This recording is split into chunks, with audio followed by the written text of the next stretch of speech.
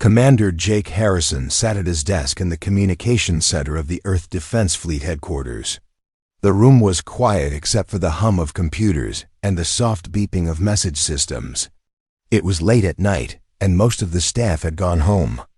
Jake was reviewing routine reports when his screen suddenly flashed red dot. An emergency transmission was coming in from deep space. Jake quickly put on his headset and opened the channel. Static filled his ears, then a woman's voice broke through. The noise, she sounded scared and tired. This is Meridian 7 to any Earth vessel. We are under attack by alien ships. They call themselves the Vex Dominion. Our defense systems are failing, and we need help right now. Jake sat up straight. In his chair. Meridian 7 was a research station in the Kepler 442 system, 12 light years from Earth. It was home to 300 people, including scientists, engineers, and their families. The voice belonged to Dr. Lisa Martinez, the chief scientist. At the station. We have maybe 6 hours before they break through our shields, Dr. Martinez continued. There are children here. 47 children. Please, if anyone receives this message, we need help immediately. Jake's hands moved quickly over his keyboard, recording the transmission and sending alerts to his superiors. The message included tactical data showing the alien ships surrounding the small colony. Jake had never seen anything like these vessels before. They looked more like living creatures than spaceships, with dark surfaces that seemed to pulse with energy. Within minutes, Admiral Kate Sullivan arrived at the communications center. She was a tall woman with gray hair and sharp eyes. She had been fighting in space for 30 years and had never lost a battle. But as she looked at the data from Meridian 7, her face showed worry. How many ships are attacking them? Admiral Sullivan asked. Jake checked the readings. Over 200 alien vessels, Admiral. The largest ones are the size of our battle cruisers. The colony's defense platforms are already destroyed. Admiral Sullivan studied the tactical display. The Vex ships were arranged in a perfect formation. Around Meridian 7, they were not rushing to attack. Instead, they seemed to be slowly breaking down the colony's shields, like a cat playing with a mouse. What do we know about these Vex? Admiral Sullivan asked. Captain Ben Rodriguez, the fleet's intelligence officer, had just arrived. He was breathing hard from running to the communications center. Not much, Admiral. We have reports from other star systems about ships matching this description. Every civilization that has encountered them has been completely destroyed. Admiral Sullivan felt a chill run down her spine. The Vex had been moving through the galaxy for years, conquering system after system. No one had ever successfully fought them off. Every planet they attacked was left empty, with no survivors. How many ships do we have in the area? Admiral Sullivan asked. Captain Rodriguez checked his computer. 18 ships, Admiral. The Fifth Fleet is conducting training exercises in the Tau Ceti system. That's the closest force we have to Meridian 7. 18 ships against 200, Admiral Sullivan said quietly. What are the odds of success? Honestly, Admiral, the odds are almost zero. The Vex ships are more advanced than anything we have. Our weapons barely damage their hulls, and they can repair themselves during battle. Dr. Martinez's voice came through the speakers again. This is Meridian 7. Our shields are down to 40%. They're getting stronger. We can see them charging their weapons. Please, Earth, we need help. Admiral Sullivan closed her eyes for a moment. She thought about the 300 people on Meridian 7. She thought about the 47 children who were probably scared and crying. She thought about all the families who would be lost if Earth did nothing. Get me a connection to the Fifth Fleet, Admiral Sullivan ordered. Admiral, Captain Rodriguez said carefully, sending those ships would be suicide. We would lose 18 vessels and accomplish nothing. The colony will fall either way. Admiral Sullivan turned to face him. Her eyes were hard as steel. Captain, what is the first rule of the Earth Defense Fleet? Rodriguez knew the answer. Every person in the fleet knew it by heart. No human left behind, Admiral. That's right. No human left behind. I don't care if it's 300 people or 3. I don't care if the odds are 1,000,000 to 1. We are Earth's fleet, and we protect Earth's people. She activated the fleet communication system. Within seconds, she was connected to all 18 ships of the Fifth Fleet. The captains appeared on her screen, their faces serious as they listened to the emergency broadcast. Captains, I'm sure you've all heard Dr. Martinez's distress call. Meridian 7 is under attack by a force that outnumbers us 10 to 1. Every ship that has faced these aliens has been destroyed. Intelligence says we have no chance of winning. The captain said nothing, but Admiral Sullivan could see the determination in their eyes. These were good people who had joined the fleet to protect others. I won't order you to go on this mission, Admiral Sullivan continued. This is a volunteer operation. Anyone who wants to stay behind can do so with no shame. But I'm going to Meridian 7, and I'm going to bring those people home. Captain Amy Foster of the destroyer Lightning was the first to speak. Admiral, the Lightning volunteers for the mission. The Thunder is with you, Admiral, said Commander Rick Hayes. One by one, all 18 captains volunteered their ships and crews. Not a single person chose to stay behind. Admiral Sullivan felt proud of her officers, but also sad. She knew that many of these brave people would not survive the next few hours. Very well. All ships prepare for immediate departure. We jump to hyperspace in 30 minutes. As the fleet prepared to leave, Jake Harrison continued to monitor Dr. Martinez's transmissions. Her voice was getting weaker, and there was more static with each message. This is Meridian 7. Shield power is down to 20%. We can see the alien ships moving closer. They're so big, and there are so many of them.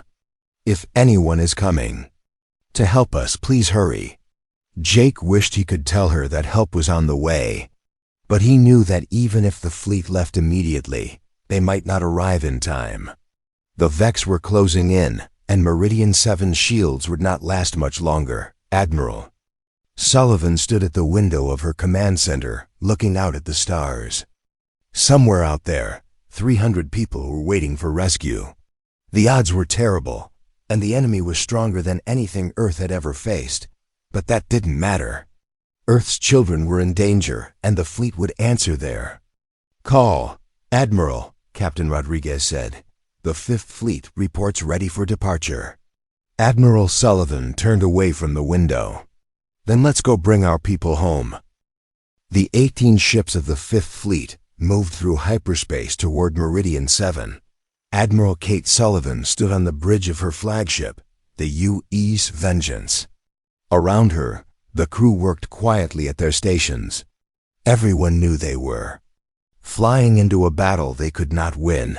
Captain Ben Rodriguez walked up to Admiral Sullivan with a tablet in his hands. Admiral, I have the tactical analysis of the Vex ships. It's not good news. Sullivan took the tablet and studied the information.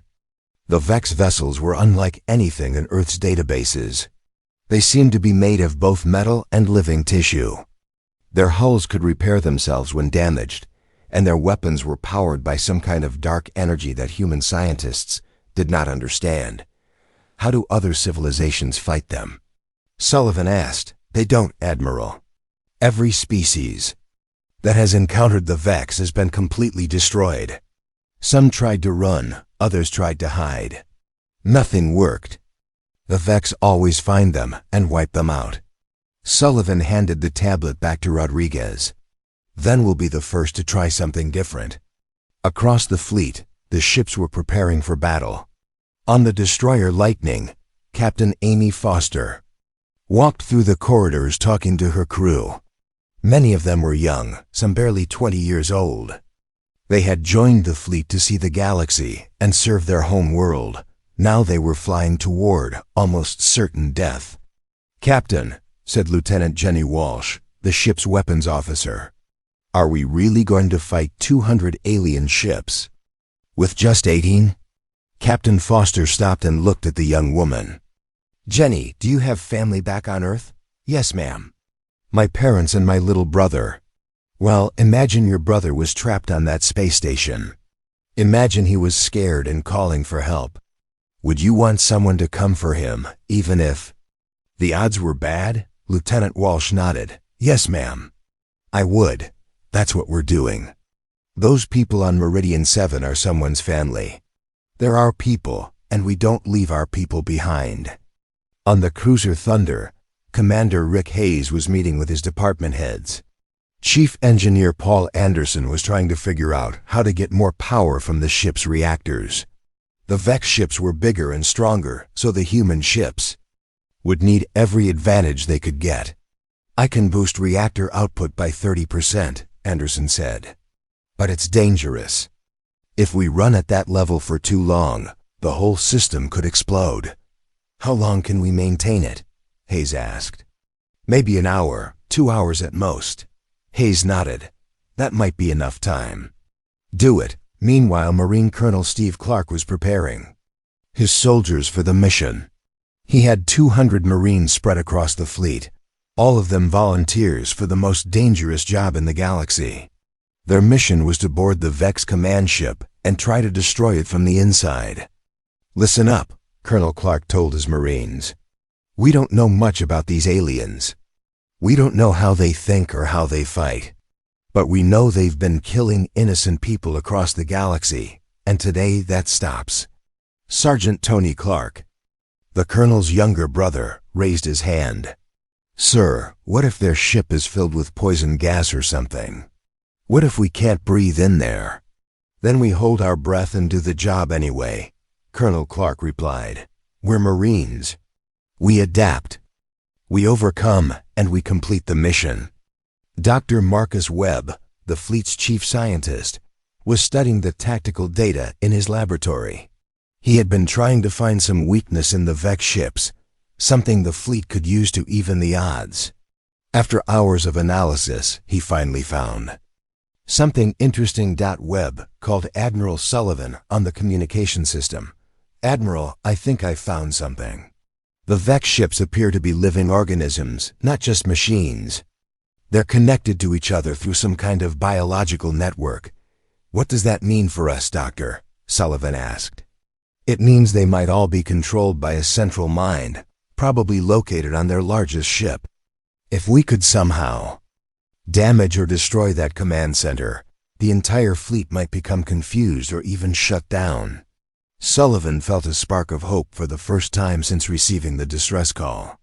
How do we get to their command ship? That's the problem. It's in the center of their formation, surrounded by dozens of other vessels. We would need to fight our way through their entire fleet to reach it. Sullivan thought about this for a moment. What if we don't fight our way through? What if we sneak in? Dr. Webb was quiet for a few seconds. You mean some kind of stealth mission? Admiral, we don't have any ships small enough to avoid their sensors. We have shuttles. Small craft that might be able to slip through during the chaos of battle. It would be a suicide mission. Even if a shuttle could reach the command ship, how would a few people destroy something that size? Admiral Sullivan was already forming a plan in her mind. Leave that to the Marines, Doctor. They specialize in impossible missions. She opened a fleet-wide communication channel. All 18 ship captains appeared on her screen, along with the senior officers from each vessel. Captains, I want to share our new battle plan with you. Dr. Webb has discovered that the Vex ships are controlled by a central command vessel. If we can destroy that ship, we might be able to stop their entire fleet. Captain Foster leaned forward. What do you need us to do, Admiral? The main fleet will engage the Vex ships in direct combat. We'll make as much noise and chaos as possible to draw their attention. Meanwhile, a small team of Marines will use a stealth shuttle to infiltrate their command ship. The captains exchanged glances. They all understood what Admiral Sullivan was really saying. The main fleet would sacrifice itself to give the Marines a chance to complete their mission, Commander Hayes spoke up. "Admiral, even if the Marines succeed, most of us won't survive the battle. Our ships aren't strong enough to fight the Vex for very long." "I know," Sullivan said quietly. "That's why I'm asking for volunteers again. Anyone who wants to leave the mission can do so now." For a long moment, nobody spoke. Then Captain Foster smiled. "Admiral, the lightning is still with you. The thunder as well," Hayes added. One by one, all 18 captains confirmed they would stay for the mission. Not a single ship turned back. Colonel Clark selected his best Marines for the infiltration team. Sergeant Tony Clark would lead the mission, along with Corporal Lisa Johnson, an explosives expert, and Petty Officer Dan Murphy, a communications specialist. They would have just enough firepower to fight their way into the command ship and plant charges that could destroy it. "Remember," Colonel Clark told his brother, "your job is not to come back. Your job is to complete the mission. Those 300 people are counting on you." Sergeant Clark nodded. "We won't let them down, sir." As the fleet prepared to drop out of hyperspace, Admiral Sullivan stood alone in her quarters. She looked at a picture on her desk showing her with her husband and 2 children. They lived on Earth, safe and far from the battle that was about to begin. She thought about all the families on Meridian 7 who were waiting for rescue. She thought about the crews under her command who were about to fight and die. She thought about the impossible odds and the slim chance of success, but she also thought about something else. She thought about what it meant to be human.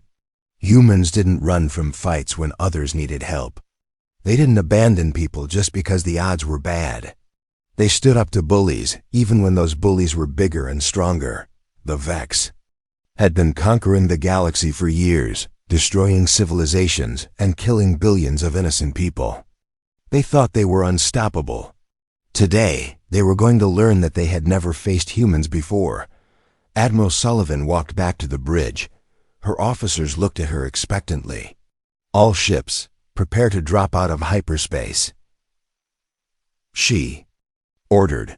"Today we show the galaxy what Earth is made of." The 18 ships of the Earth fleet dropped out of hyperspace at the edge of the Kepler 442 system. What they saw made every person on every ship stop breathing for a moment.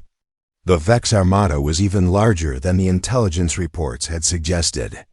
Over 200 alien vessels hung in space like dark clouds, surrounding the small research station of Meridian 7.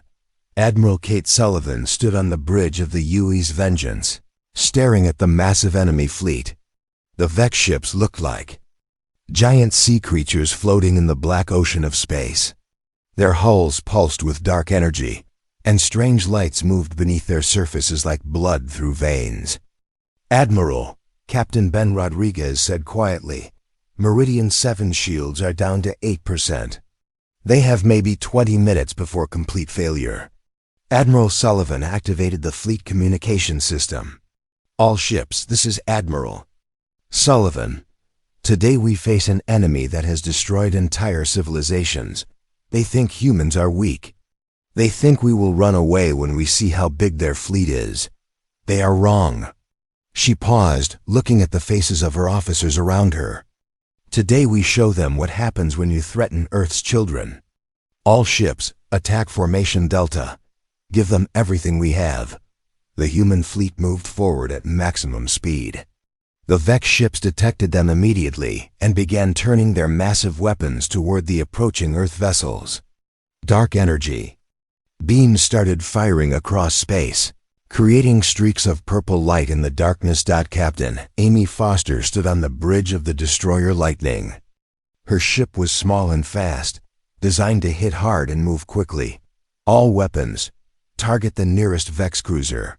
Fire everything." The Lightning's missiles and energy cannons struck the alien ship. For a moment, Foster thought they had done serious damage, but then she watched in horror as the Vex vessel's hull began to heal itself. The holes from their weapons closed up like wounds on living skin. "Captain," Lieutenant Jenny Walsh called out, "our weapons aren't working. They're repairing the damage faster than we can make it. Captain Foster gritted her teeth. Then we hit them harder. All power to weapons. Keep firing. Across the battlefield, the human ships were discovering the same terrible truth.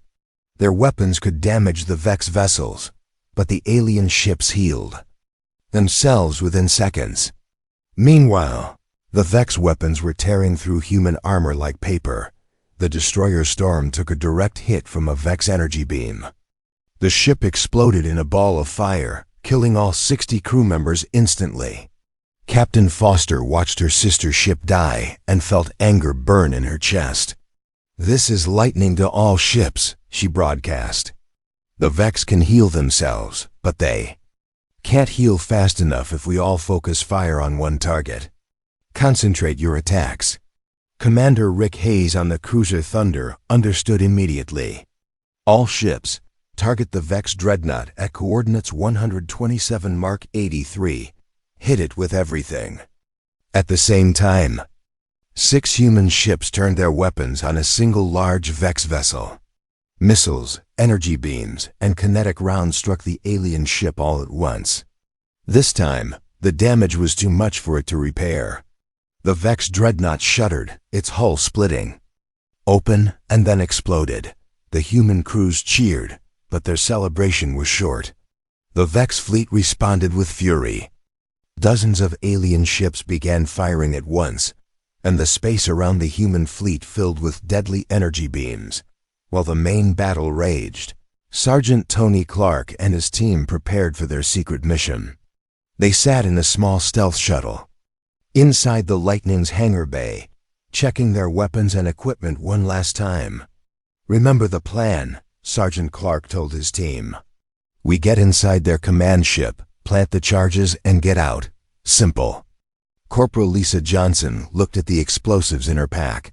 "Sarge, what if this doesn't work? What if blowing up their command ship doesn't stop the rest of their fleet?" "Then at least we tried," Clark replied.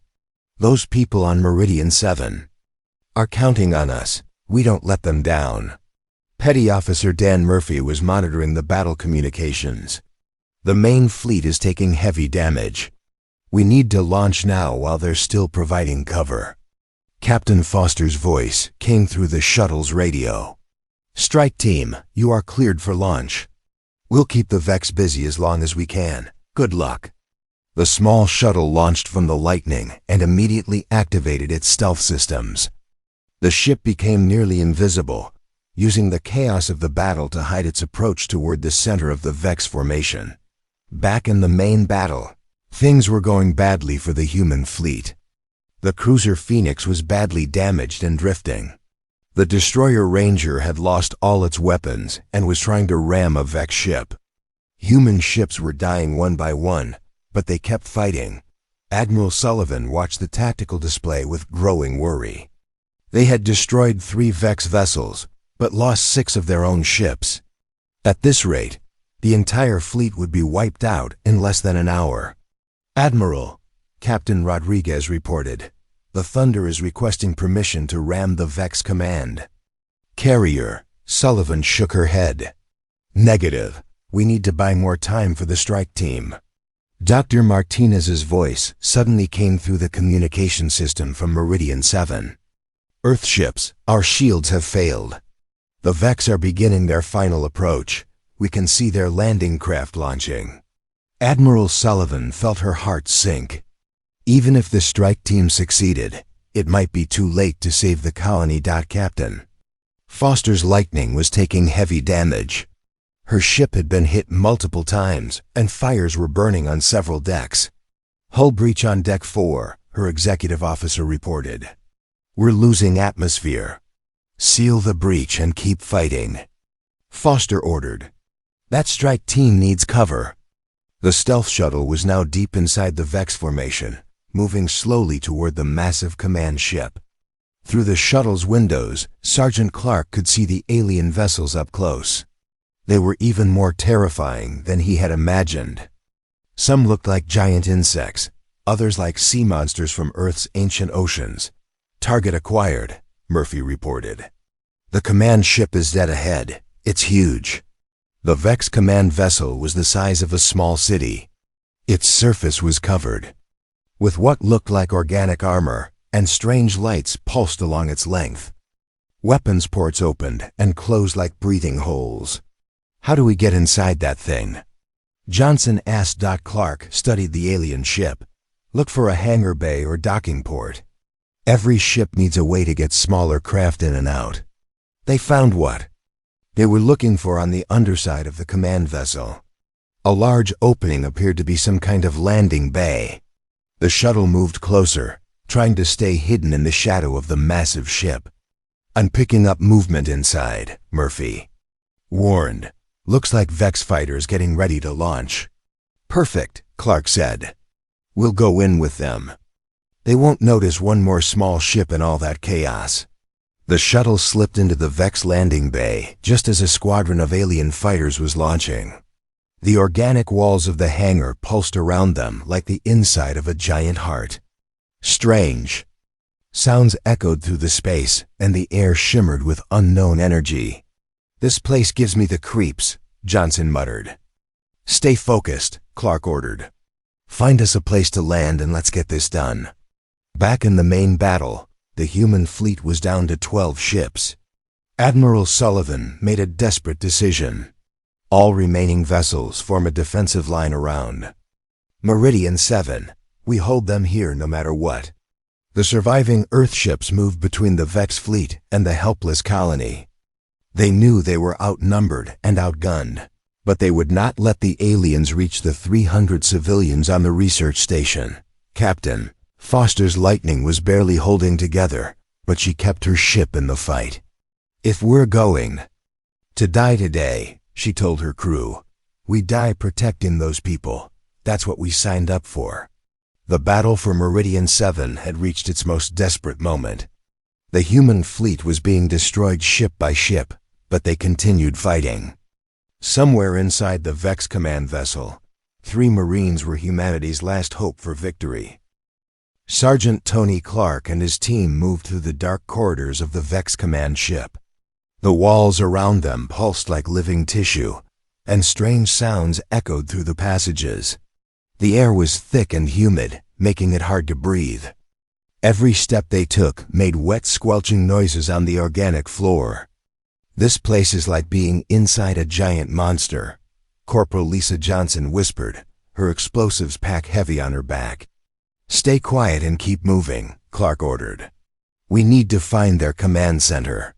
Petty Officer Dan Murphy was studying his scanner, trying to map the ship's layout. I'm reading massive energy signatures deeper inside the vessel. That's probably where their main control systems are located. The team moved carefully through the alien ship. The corridors were lined with what looked like nerve fibers and blood vessels. Strange lights moved beneath the transparent sections of the walls. Sometimes they could hear sounds that might have been alien voices, but they couldn't tell where they were coming from. Outside in space, the battle for Meridian 7 was reaching its final moments. Admiral Kate Sullivan watched from the bridge of the UE's Vengeance as another human ship exploded. Only 8 Earth vessels remained, and they were all badly damaged. Admiral, Captain Ben Rodriguez reported, the Vex landing craft have reached Meridian 7's surface. They're beginning their ground assault. Sullivan's hands clenched into fists. They had come so far and sacrificed so much, but it looked like they were going to fail. All ships, concentrate fire on those landing craft. Don't let them take the colony. Captain Amy Foster's destroyer Lightning was barely holding together. Half her crew was dead, and fires burned throughout the ship. But she kept fighting, pouring what remained of her weapon's power into the Vex forces attacking the planet below. Captain, Lieutenant Jenny Walsh called out, "We're down to emergency power. Weapons are offline." Foster looked at her tactical display. The Lightning was dying, but she could still use it as a weapon. All hands, abandon ship. Prepare for ramming speed. "Captain, you can't mean to ram that Vex carrier," Walsh protested. "That's exactly what I mean. Get to the escape pods, Jenny. That's an order." I'm staying with you, Captain. Foster smiled at her young weapons officer. Then let's make this count. The Lightning turned toward the largest Vex ship near Meridian 7 and accelerated to maximum speed. The alien vessel tried to shoot down the approaching destroyer, but Foster kept her ship on target. The Lightning slammed into the Vex carrier, and both ships exploded in a brilliant flash of light. Inside the Vex command ship, Clark's team felt the explosion shake the massive vessel. Emergency lights began flashing, and alien voices echoed through the corridors with what sounded like panic. Whatever just happened out there, it's got them worried, Murphy observed. They reached a large chamber filled with strange organic computers and control systems. Alien creatures that looked like a cross between spiders and octopuses operated the equipment with their many arms. At the center of the room was a huge creature that seemed to be part machine and part living being. That must be their commander, Clark whispered. Johnson started unpacking her explosives. I can plant charges throughout this room. When they go off, it should destroy their entire command system. As she worked, Murphy tried to access one of their computer terminals. To his surprise, the alien technology responded to his touch. Information began flowing across the organic screens. Sarge, you need to see this, Murphy said urgently. This isn't just about conquering colonies.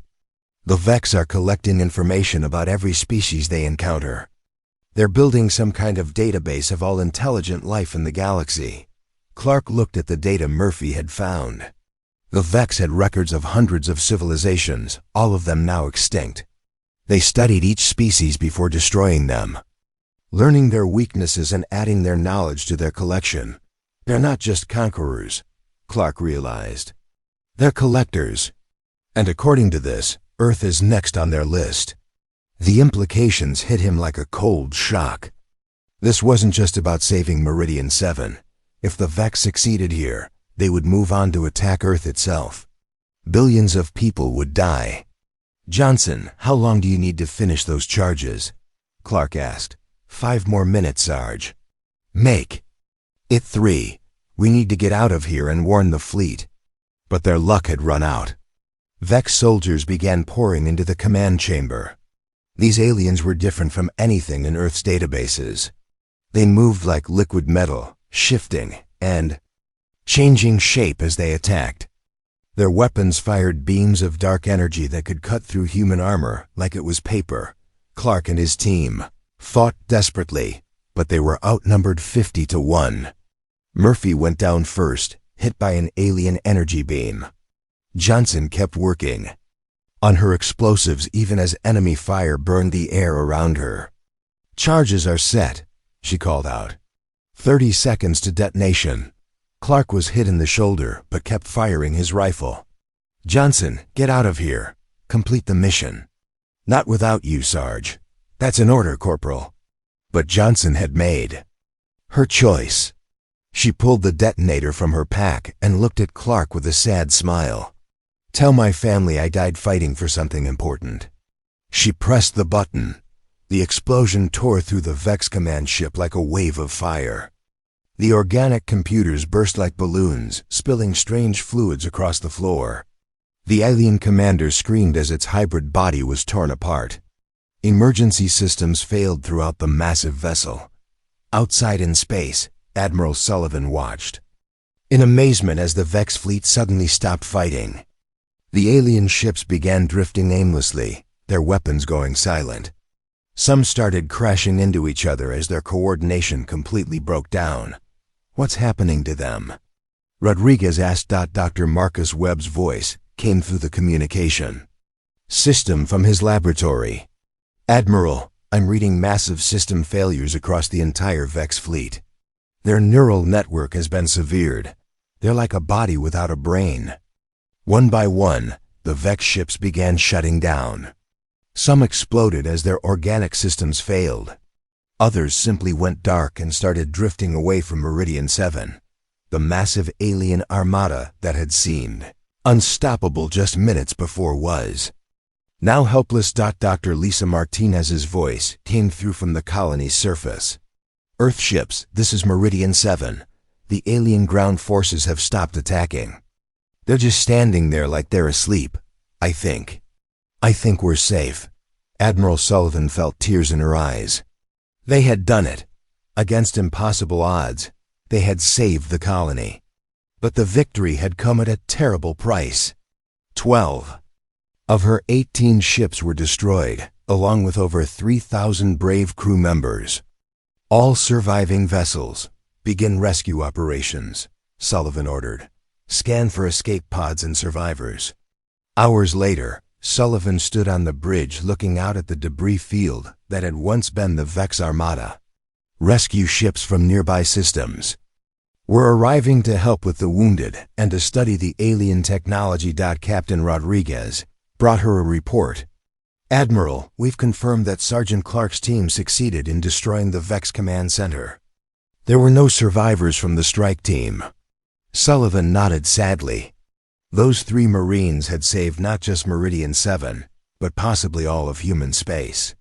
Their sacrifice would be remembered forever. Dr. Martinez contacted the fleet from the planet's surface. Admiral Sullivan, on behalf of everyone on Meridian 7, thank you. 300 people are alive today because you came for us. We'll never forget what you and your crews did.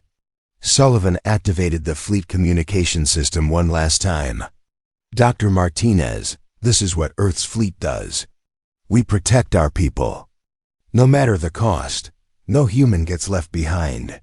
As the rescue operations continued, news of the battle spread throughout human space. The Vex Dominion, which had seemed unstoppable, had been defeated by 18 human ships defending a small research colony.